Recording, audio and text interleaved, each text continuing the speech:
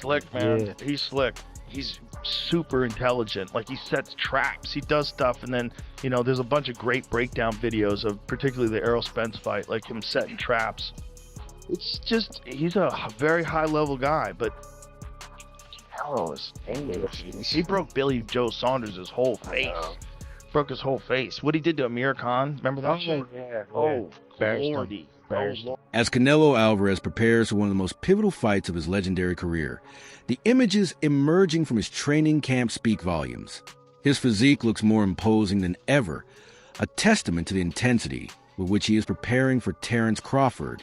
Alvarez, the unified super middleweight champion, is gearing up for a September 13 showdown in Las Vegas, where he'll defend both his titles and his reputation. It'll all be predicated upon how well Terence can take his punch. Yeah.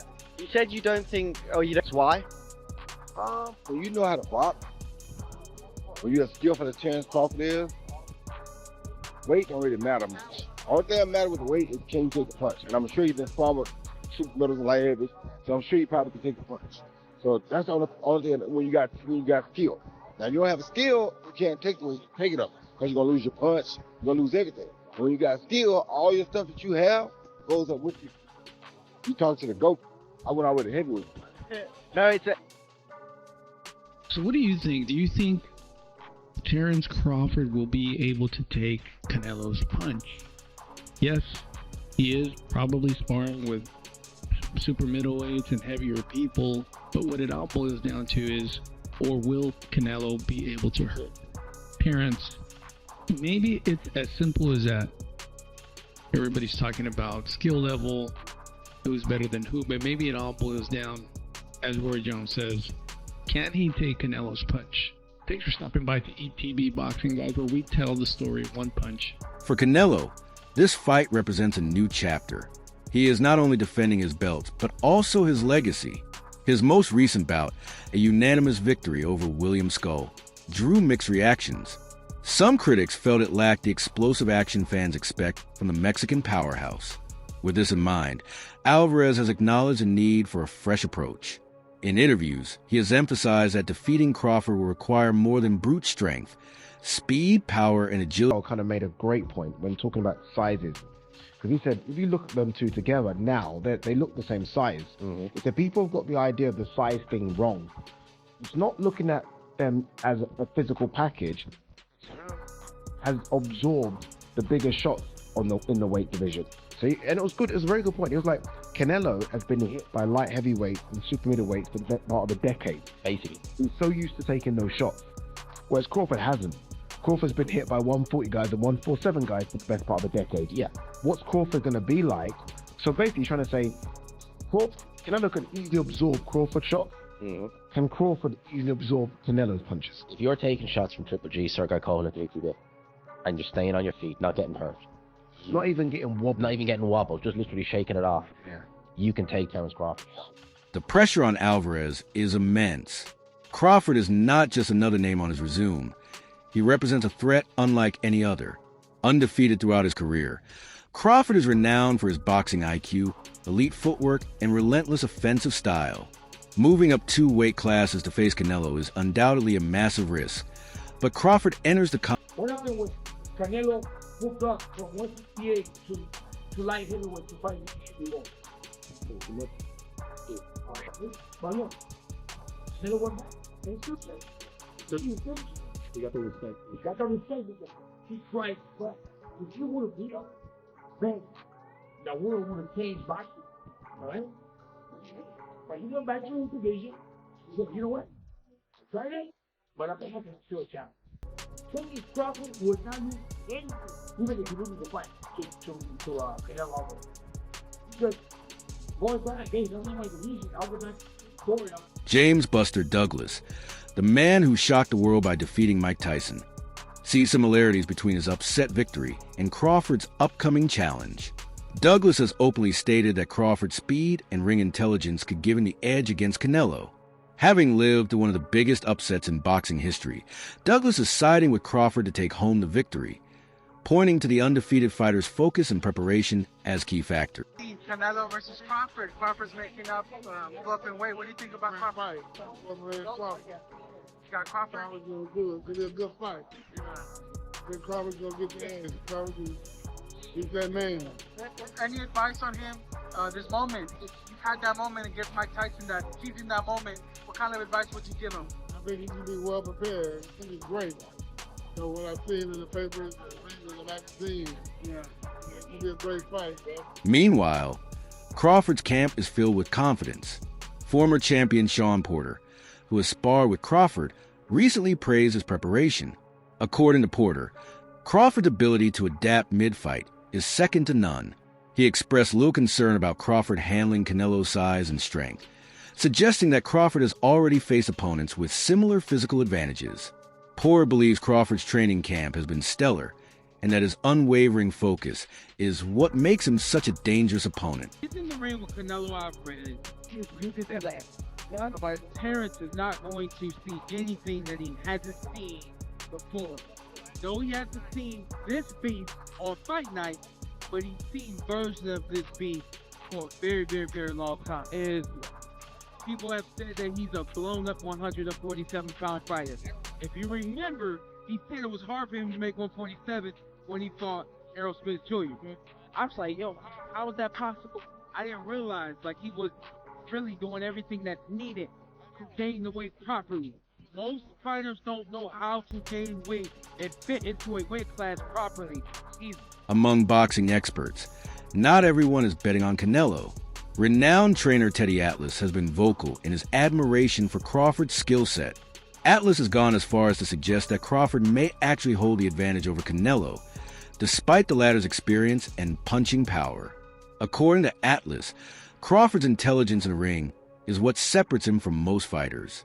While some focus on the size disparity, Atlas insists that Crawford's technical brilliance and ability to adapt could allow him to neutralize Canelo's strengths and ultimately secure victory.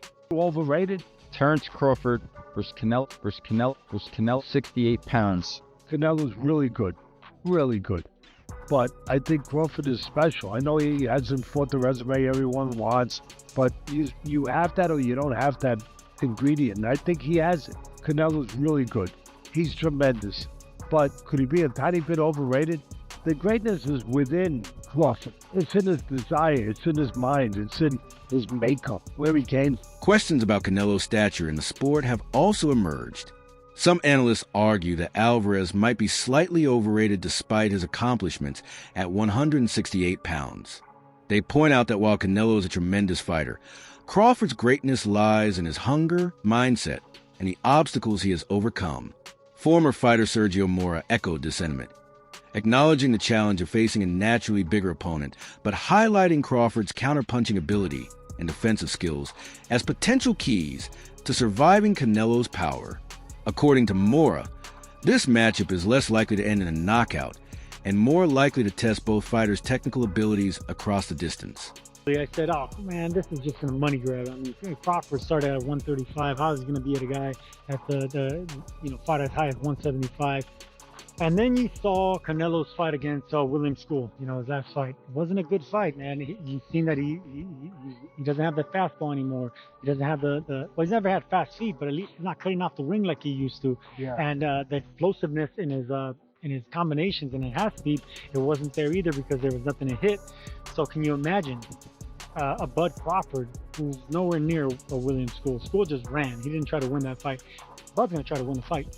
He's going to have the footwork. He's going to have hand speed. He's going to have, maybe not the power of Canelo, but he's going to have respectable pop in that punch coming from both stances, mind you, the left-handed and the right-handed stance. And I just think ultimately Crawford just is a mean mofo. He's mean. I met Bud a couple of times. He pulls me aside and he gives me that look. He's a mean, intimidating dude, man. And then I've been seeing how he's been growing into the frame. He's gotten big. He's gotten muscular, and he's looking more like a middleweight, super middleweight.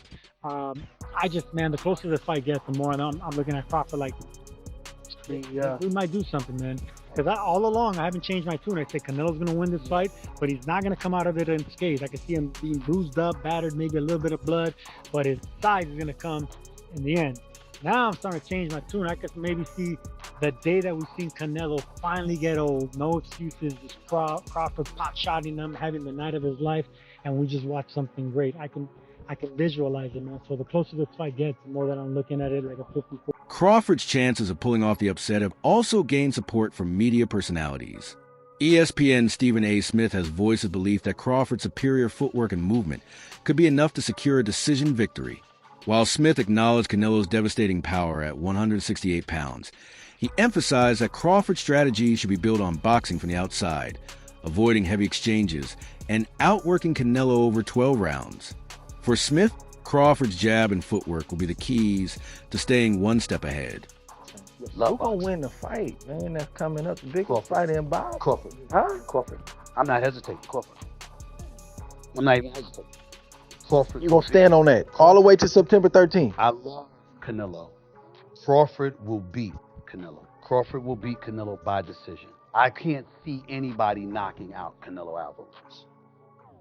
But I do believe that if you can box and you can move, that you can beat Canelo.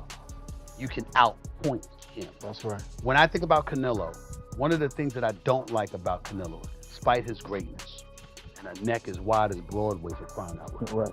It's like almost every shot has to be a power shot. Power shot, yeah. That's not beating Crawford. I will confess, I think Gervonta Davis's trainer, Cal, I think he said this. He said Crawford could find himself in trouble if he decides to engage with Canelo. Canelo is the naturally bigger, strong fighter. And I don't care that Crawford's gotten bigger, and I don't care that Crawford's going to go in there just as big as Canelo. Canelo is accustomed to fighting at the weight, and Crawford is not. And Canelo is a genius in this regard. You don't see him show up at the fight not ready. He's always prepared. Always ready. Gotta He's give him always that. prepared. So I think he's the slower fighter, though.